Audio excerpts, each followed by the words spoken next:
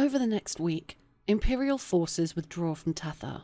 Those captains who fought a guerrilla war against the Grendel on land reach their rendezvous points and embark onto waiting vessels. In almost every case, they are accompanied by freed slaves liberated from mines and fields. Exhausted and desperate, they huddle on the decks and in the holds as the Imperial ships arrow through the waters northwards. Some ships remain behind to harry the vessels of the other Salt Lords, belatedly coming to the aid of Lady Suriad. A few, blown astray by summer magic, are unaccounted for. The rest reach Imperial ports with perhaps 3 weeks to spare before the winter solstice. Treasures are unloaded, the injured are tended to, the fallen are honoured, damaged ships raised into dry dock. As the scale of success becomes clearer, a wave of triumph washes from one side of the southern coast to the other.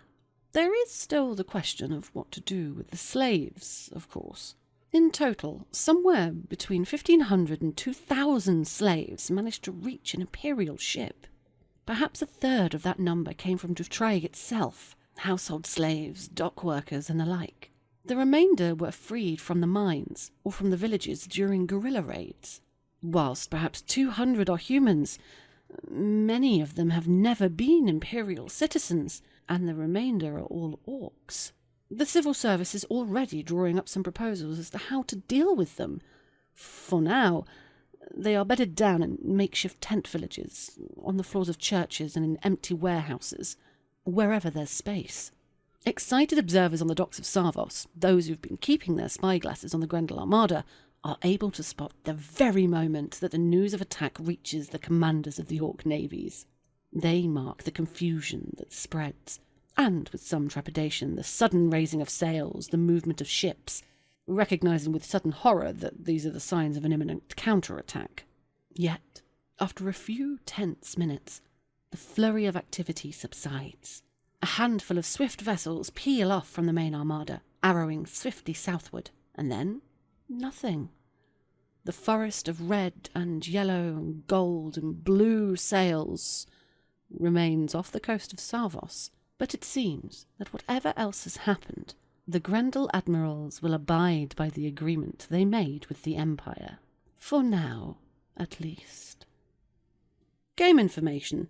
To achieve the best outcome, the raid against the Dubhtraig required an effective fleet strength of 20,000, supported by military units with an effective strength of 30,000. In the end, the Empire brought to bear almost 37,000 force of fleets and just shy of 40,000 force of military units.